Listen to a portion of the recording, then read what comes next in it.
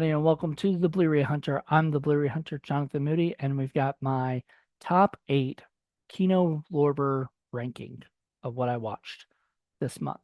And so a few of them I just bought on Blu-ray and 4K. So uh, I haven't even announced them in my pickups yet, so you'll see them here first. And that's fine. It's perfect. But begin with is a film by um written by John Hughes, produced by him as well. That's Career Opportunities. Starring Frank Whaley and Jennifer Connelly. Whew. Dermot Mulroney and his brother Kieran Mulroney are also in it, and a bunch of other people. It's directed by a television veteran, Brian Gordon. It's a pretty fun movie. They have an audio commentary by director Brian Gordon, audio commentary by Chicago Critics Film Festival producer Eric Childress, Crafting Criminals interview with actors Dermot and Kieran Mulroney, Interior Night director of photography Donald McAlpin on filming Career Opportunities. So this is my least favorite of the movies, and I'll tell you why. Um, it was a cute movie. It has some fun to it. My friend Victoria and I will probably do a review of it at some point, but it wasn't. It doesn't hold up. Like I watched it one time and I was like, "Oh, this is pretty good." Then I watched it again with Vittorio and I was like, "This isn't like no, this doesn't hold up the second time." The first time you see it, you might get kind of into it. The second time you've already seen it, kind of know everything. It doesn't have the same feeling, I don't think. Frank Whaley is really good though. I liked him in it. He should have been more of a star. I know he did like Swimming with Sharks, and he did um I know he was in Pulp Fiction as Brett, you know.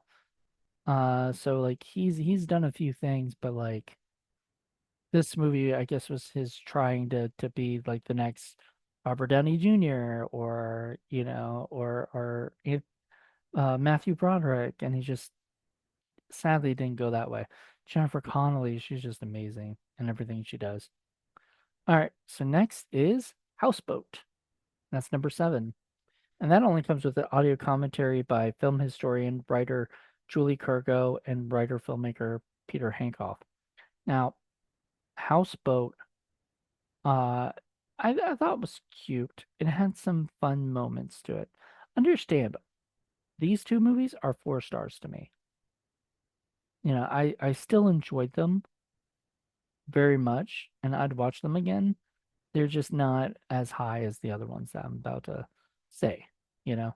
Um, Sophia Loren did a wonderful job. I really loved her. I was kind of annoyed by the song that she kept singing. It just kind of irritated me a little bit after a while, but um, and the commentary on this was kind of not good. I love Julie Kurgo. I've heard her do like another commentary that I'm gonna talk about, I think, later.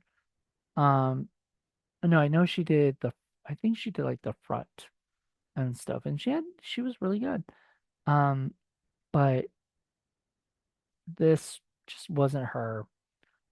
This one, the her and the other guy just clashed. I felt like they kind of just, and they've done a lot of commentaries together too. So I just like feel like they just kind of, or I don't know. I just I didn't dig it. But might give it a re-listen to at some point because I do love my commentary tracks. Next is a Goldie Hawn and Chevy Chase movie called Foul Play. And I was definitely thinking this was going to be different than it was. It was weird. So this is my number 6 out of 8. And I was expecting this to be funnier than it was and less like a Hitchcock movie. Like it was like a Hitchcock movie and a James Bond movie, and um but it wasn't a parody. It's like those movies for real, plus a comedy with Chevy Chase. So like it was almost like I almost felt like if you took out Chevy Chase and Dudley Moore in this movie, it would not have been funny. I think the only scenes that I ever laughed at in this movie were really with them two. Goldie was great, but don't get me wrong, but like I feel like if the other two guys were in it and just Goldie Hawn were in it, I think it would have been a real serious movie. I think that Chevy Chase can't make a serious movie. And so they had to make it more comedic for him. But it was weird. Burgess Meredith was in it and it had a great cast. It had like Brian Dennehy as a cop. Like I just loved that. Like if this had been a serious movie, I could have been into it. But the fact that it was serious and comedic and all over the place just honestly wasn't exactly my cup of tea. But I probably would rewatch this again. I do want to listen to the commentary by entertainment journalists, authors Reisman and Max Every. Also check out the Fair Play Remembering Colin Higgins thing. There. He was the writer director. So remembering him. I mean, I was just expecting better, I guess. I don't know. More fun. Yeah, I'm surprised I put this down this so far, but I guess I did. Um, you guys might be shocked at me because I'm a huge Sidney Lumet fan, but I thought this was okay. It was kind of boring. Um, at times, like it was too long, I think, and that was Murder on the Orient Express. Yeah, it's like 128 minutes, which doesn't seem like it'd be too long, but like it kind of just for a while until the ending. The ending was great. I think that's another reason why I gave it a higher thing. I think I gave it like 4.5 stars. Um, so we're going into our 4.5 stars area. But I think the problem I have with this movie is it's just it kind of there's too many stars in it, right? So I'm gonna give you the list of them: Albert Finney, Lauren Bacall, Martin Balsam, Ingrid Bergman, Jacqueline Bisset, Jean Pierre Cassel, um, Sean Connery, John Gielgud, Wendy Hiller, Anthony Perkins, Vanessa Redgrave, Rachel Roberts, Richard Widmark, and Michael York. That's every star in the movie. And the only person who really had like the most amount of time was Albert Finney. He was listed at the top and not alphabetical order. If you notice, everybody else is alphabetical order, but Albert Finney because he plays Perot, and he is Perot okay. I like the guy that's on like the my mom before she passed away used to watch uh Perot all the time, and I kind of want to watch it now. Like I'm in that mood these days to watch like British stuff, or whatever. It was it was pretty good. Like it was a good movie. It's just I felt like it was too long, and I wasn't I just wanted to see what happened at the end. I just wanted to see who did it. Like at the end of the thing, I wasn't even guessing anymore because and if you've seen the ending, like the big reveal, and it's good. That's why I'm not going to spoil it. But I was just kind of, I don't know, kind of bored by it. But it does come with a audio commentary by film historians Howard S. Berger, Steve Mitchell, and Nathaniel Thompson. And I gotta watch that sometime again. Listen to that commentary because I was listening to some of it. It was pretty good, but I didn't watch the. I mean, it's 2 hours. A little over 2 hours. And commentary would be it's just a lot. Anyway, it was a decent movie. I really liked it. I definitely love the end, the big reveal. Um, and so that's it. So next, also in 4.5, I have three more. There's 4.5. So I had to decide like how would I rank them. And these are my last, what, four movies. So John Candy and Summer Rental. If you haven't seen this movie, it's a lot of fun. It's a Kino Studios classic. It's that one too. Yep. So, um, Okay, I forgot to mention this. Also got the making of Murder on the Orient Express, interview with producer Richard Goodwin, and Agatha Christie, a portrait, including a theatrical trailer. This one has audio commentary by film historian Joe Romani, Ear Candy, the music of Summer Rental featurette. I actually checked that out, and I thought that was pretty cool because they talk about the re-release of the soundtrack on uh vinyl and stuff, and how they ended up doing that and getting all the stuff to make it happen and everything. So if you're into soundtracks and how like people make soundtracks and everything, this would be definitely a good one. This movie is just a fun movie. If you guys haven't seen it, it's just fun and it's a good way to start the summer off. You know, it's a movie that one of my friends was telling me he was gonna go check out the area that they filmed this movie in. And he had done that also with Jaws, like, he does that all the time. So that would be pretty cool. It's down in like Tampa, I want to say. It's Tampa Bay. All right. So we've got a movie that we're gonna say it here, I guess. It doesn't matter. I just did it on Indie Film Cafe, and that is Laws of Gravity.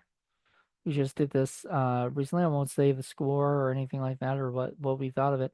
But obviously, I thought of it pretty highly when it's up here at 4.5 stars and almost at the top. But I really liked this movie, had a fun time. Think it's a great movie. It's got an amazing commentary by writer-director Nick Gomez. It says it's moderated by historian filmmaker Daniel Kremer, but it's not. I mean, if it's moderated, you wouldn't know. So maybe he moderated it, but he did not ask questions, didn't talk. He had nothing to do with this. This is a great movie. I had a blast with this film. Rewatching it and listening to commentary and learning more about it's definitely an indie gem, and it's a movie that's very influential to the indie scene. You know, a lot of people don't know about it, and I feel sad. Like some people have never even heard of it, and that just makes me sad. And that's why I was very glad to do this. I think that episode will be out in September, I want to say. So it's got a little bit of time before, but September will be here in no time. So let's get ready to listen to that. Next is a film that I've been dying to watch. No pun intended, but I've been dying to watch, and it's something I couldn't wait. Like, and I went to it to the theater, or not to the theater, to Barnes and Noble, because this is all part of the Barnes and Noble. Well, except for Laws of Gravity and Murder on the Orient Express, those I've already had. But I think everything else, yeah, everything else was something I just bought. But this movie, I looked for it and we couldn't find it, and we think somebody might have stolen it. And it's really funny because it's a crime movie, and it's called Things to Do in Denver When You're Dead, starring Andy Garcia. Also stars Christopher Lloyd, a weird, you know, thing to have. William Forsythe, Bill Nunn, Treat Williams, in one of the craziest roles I've ever seen him play. Jack Warden, Steve Buscemi in a part I never expected him to play. Veruza Bulk and Gabriel Anwar, and Christopher Walken. What a great cast! Fantastic. I had a blast with it. It is a movie that I definitely highly recommend you guys check out if you get a chance. I think you'll enjoy it. And William Forsythe is also in career opportunities. So I got two movies with William Forsythe.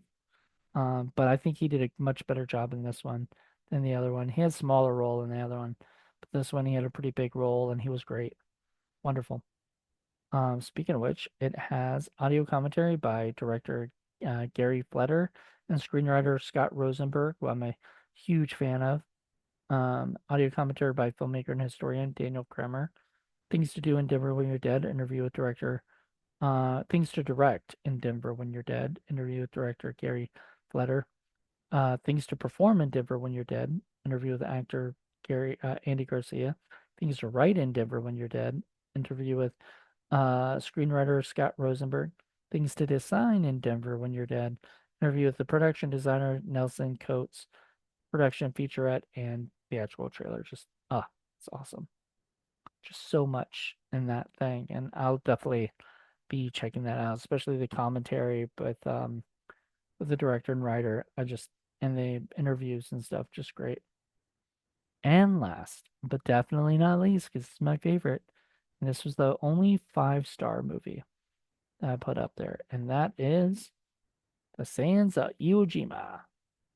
Watched this with my dad actually, because this is a war movie he had never seen, starring John Wayne.